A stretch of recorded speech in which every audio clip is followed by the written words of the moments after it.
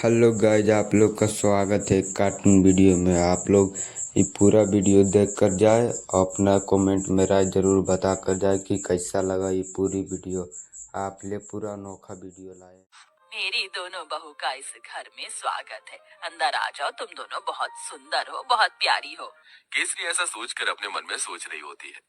अब मेरी दोनों बहू आ गई हैं, इस घर को अच्छे से संभाल लेंगी, जैसे कि मैंने संभाला है। ऊपर से अब ठंड में मुझे काम भी नहीं करना पड़ेगा। जैसा मैंने सोचा था उससे भी बहुत सुंदर है मेरा ससुराल। अपना ससुराल देखकर तो मुझे इतनी खुशी हो रही है कि बस क्या बताऊं। मेरी तो सारी ठंड भी भाग गई। यहाँ तो किसी चीज की कमी ही नहीं है। सच कहूँ तो बहुत सुंदर लग रहा है ससुराल। पहले तो मैंने बहुत गरीबी देखी है, लेकिन ससुराल में किसी चीज की कमी नहीं होगी क्योंकि सब बढ़िया है। दोनों बहू के चेहरे पर मुस्कान थी। तुम दोनों बहुत थक चुकी होगी और तुम्हें ठंड भी लग रही होगी। चलो, मैं तुम्हें तुम्हारे कमरे में छोड़ आती हूँ, उसके बाद तुम्हारी पहली रसोई की रस्म करेंगे। केसरी ऐसा कहकर अपनी दोनों बहू को उनके कमरे में लेकर जाती है, जहाँ दोनों बहू थोड़ी देर आराम करती हैं। कुछ ही देर में केसरी उनके पास आती है और उन्हें पहली रसोई की रस्म के लिए बुलाती है। तुम दोनों ने आराम तो कर ही लिया होगा, चलो पहली रसोई की रस्म भी कर लेते हैं। केसरी ऐसा कहने के बाद दोनों बहू को ठंड में रसोई में छोड़कर बाहर चली जाती है। थोड़ी ही देर में फिर से वो दोबारा आती है। मुझे माफ कर देना, मैं तो तुम्हें सामान निकाल कर देना ही भूल गई, अभी देती हूँ। केसरी रसोई में आकर एक कटोरी लेती है और उसमें 6 चम्मच चीनी डालती है, 2 गिलास दूध निकाल कर रख देती है और साथ में 2 कटोरी चावल निकाल के डोंगे में रख देती है। ये रहा सारा सामान। अब तुम अच्छी सी स्वादिष्ट खीर बनाकर सभी के लिए मीठे में लेकर आ जाना। केसरी इतना कहकर रसोई से बाहर चली जाती है और दोनों बहू एक दूसरे की तरफ देख रही होती हैं। लगता है माँ जी हमें कुछ ज्यादा ही भली समझ रही हैं। मुझे तो लगता है कि उन्हें ये लग रहा होगा कि हमें खाना बनाना ही नहीं आता। चलो कोई बात नहीं, हम अपने हिसाब से बना लेते हैं। ज्यादा बनाएंगे ताकि रात को खाने को मिल जाए। खाने के बाद कुछ मीठा अच्छा लगता है। इस तरह आराध्या और राधिका दूध चीनी चावल निकाल कर ज्यादा सी खीर बना लेती हैं, जिसके बाद वो खीर परोसकर घर में सभी को देती हैं। बहुत अच्छी खीर बनाई है। वैसे ठंड में खीर अच्छी लगती है, लेकिन चलो खाना तो अच्छा बनाना आता है तुम्हें। कितनी अच्छी बात है, मेरी बहू तो बिल्कुल मेरे जैसी आई है, थोड़े सामान में ही अच्छा खाना बनाना। केसरी ये सोचकर बहुत खुश हो रही होती है। वो कुछ देर बाद अपने कमरे में आराम करने चली जाती है। अब दोपहर का खाना बनाने की बारी आती है, तो दोनों बहू ठंड में रसोई में आती है। कुछ ही देर में केसरी भी रसोई में आती है। अरे इस वक्त तुम रसोई में क्या कर रही हो? माँ जी, हमने सोचा कि समय पर ही दोपहर का खाना बना देते हैं। अरे दोपहर के खाने की क्या जरूरत है, सीधा शाम को खाना बनाना चाहिए ना। वैसे भी ठंड में इतनी भूख कहाँ लगती है। और इस पतीले में क्या रखा है? केसरी तब पतीले को देखती है तो उसके अंदर खीर होती है। हे भगवान, इतनी सारी खीर! तुम दोनों ने इतनी सारी खीर कैसे बना दी, जबकि मैंने तुम्हें सिर्फ 2 कटोरी चावल दिए थे, 2 गिलास दूध दिया था। अरे माँ जी, हमने ज्यादा इसलिए बना ली थी ताकि हम रात तक आराम से खीर खाते रहें। हे भगवान, तुम्हारा पेट है कि कुआं? आज के बाद ऐसा बिल्कुल नहीं होना चाहिए। जितना मैं सामान दूंगी उतना ही बनेगा।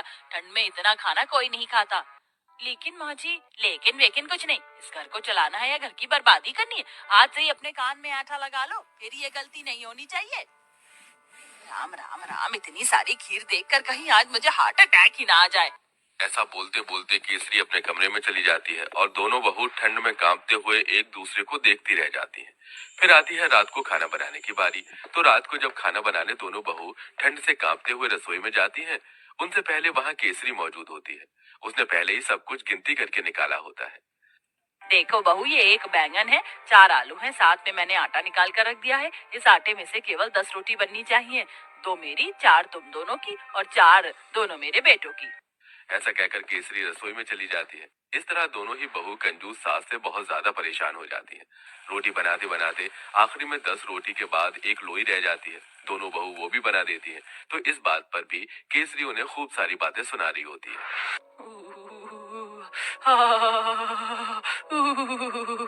बहुत ठंड लग रही है। एक तो घर के सारे काम करो, ऊपर से खाना भी बनाओ, तो गिनती का। मेरा तो पेट भी नहीं भरता। पता नहीं कंजूस सास हमें कुछ खाने क्यों नहीं देती। सही बोल रही हो। ऊपर से रसोई में काम करते हुए ठंड लगती है। हमारी सास हमें एक हीटर भी नहीं ला कर दे सकती। वैसे मुझे बहुत जोरों से भूख लगी है। 2 रोटी में मेरा क्या होगा? एक आखिरी में 10 रोटी के बाद एक लोई रह जाती है। दोनों बहू वो भी बना देती हैं। तो इस बात पर भी केसरी उन्हें खूब सारी बातें सुना रही होती है।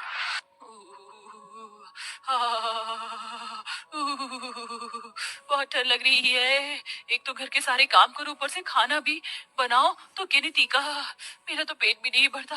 पता नहीं कंजूस सास हमें कुछ खाने क्यों अभी नहीं रुको देती। जरा, और सीन बाकी है, वो भी देख के जाना। वो भी शानदार सीन है भाई, ये भी देख लेना यार जरूर।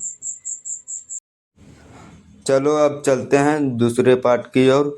कहानी शुरू करते हैं यहीं से। कि ना आपको क्या, आप तो प्रैक्टिकल है। आप तो किसी हुस्न परी से शादी करनी है।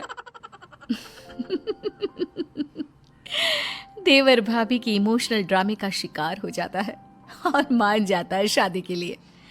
ऐसे ही सब लड़की से मिलने जाते हैं और लड़की पसंद आने पर जेठानी देवर और देवरानी की शादी करवा देती है।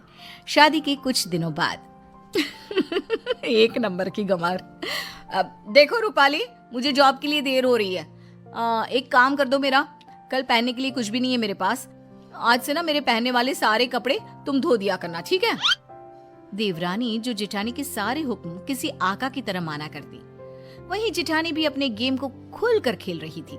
शाम को, अरे बहू, मेरे लिए जरा एक कप चाय बना कर लाना।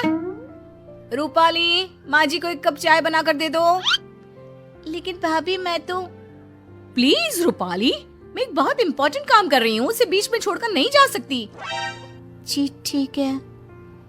अच्छा हुआ मैं अपने लिए एक घरेलू देवरानी ढूंढ कर लाई।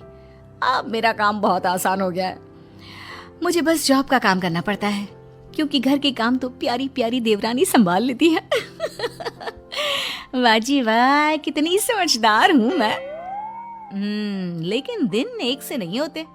जो नया होता है वो एक दिन पुराना हो जाता है और वो रंग सामने आता है जो उसका असली रंग होता है। और फिर रूपाली, जरा मेरा फोन पास करना।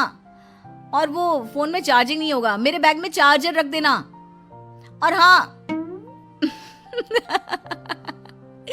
बस जितने दिन की ऐश थी जेठानी साहिबा की, वो खत्म और देवरानी का असली चेहरा बाहर।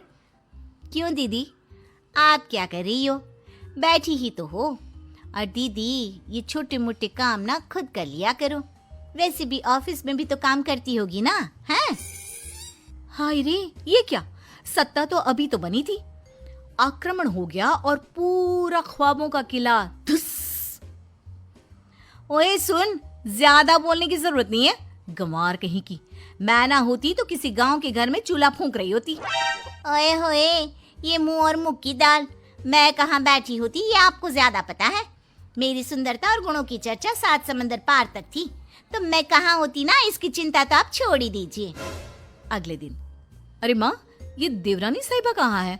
उठी नहीं है क्या अभी तक? अरे वो है कहाँ, वो तो सुबह के बस से ही गांव चली गई। और हाँ, वो बात कर ही रही थी कि सामने से जेठानी का फोन आ जाता है। सुनिए दीदी, मैं ना कुछ दिनों के लिए अपने मायके जा रही हूँ। मेरी बस का टाइम हो गया है, इसलिए मैं कपड़े और बर्तन धोकर नहीं गई हूँ, इसलिए वो काम आप ही कर लेना। और हाँ, सासू माँ का ना अच्छे से ख्याल रखना, कमाई के चक्कर में ना हवाई मत हो जाना। हाय रे, जेठानी के पैरों तले जमीन खिसक जाती है। क्यों नहीं करके गई हो? और माँ जी ने हाँ बोला था क्या जाने के लिए? और तुम्हें मुझसे पूछना चाहिए था कि जाऊं या नहीं। माना भाभी, बहुत गर्मी है, लेकिन ये क्या कि आप अपना मानसिक संतुलन ही छोड़ देती हैं। अरे बकवास करने की भी हद होती है भाभी। अच्छा, तो तुम वापस आओ, काम पूरा करो और फिर जहाँ जाना है जाओ। सास सब सुन रही थी। वो समझ जाती है कि जेठानी ने किस मकसद से देवरानी की शादी इस घर में करवाई है। फिर एक रोज जब देवरानी वापस आती है तो, माँ जी, मेरे ना होने पर लग रहा है कि नाश्ता खाना आपने सब छोड़ दिया था। कैसी पतली हो गई है इतने दिनों में। अरे कौन देगा मुझे खाना, वो तो नौकरी करती है, तू भी किसके भरोसे छोड़कर चली गई मुझे। अरे क्या करती माँ जी, माँ की तबीयत खराब थी ना तो गई थी, वरना नहीं जाती। वैसे भी ना माँ जी, भाभी को भी अब थोड़ा काम करना चाहिए। हम कौन सा उनके पैसे रखते हैं, अरे घर उनका भी तो है ना। ये बोलकर गांव से सफर करके जो लड़की आई, वो तुरंत सास को खाना देने के लिए किचन में घुस गई। तभी जेठानी, अरे आ गई हो तो चाय भी बना दो, और हाँ, खाना थोड़ा जल्दी कर दो, मैं पैक करके भी ले जाऊंगी। सास को गुस्सा आता है। देख बड़ी बहू, तुम दोनों ही मेरी बहुएं हो, छोटी ही काम करती रहे ये ठीक नहीं। अरे तो मैं क्या करूं, मैं कमाती हूँ, मैं घर का काम नहीं कर सकती। ये इस गंवार से करवाओ, वैसे भी घर के काम तो छोटे लोग ही करते हैं। तभी देवरानी आ जाती है। माँ जी आप ना परेशान ना हो, मैंने शाम के खाने के लिए एक छुट्टी लोग जैसी नौकरानी रख ली है। सुबह का मैं बनाऊंगी और रात का या तो भाभी या तो वो नौकरानी, और नौकरानी के पैसे तो आप लोग का ये कार्टून वीडियो कैसा लगा कमेंट में ज़रूर बताना, अपनी राय ज़रूर बता के जाना।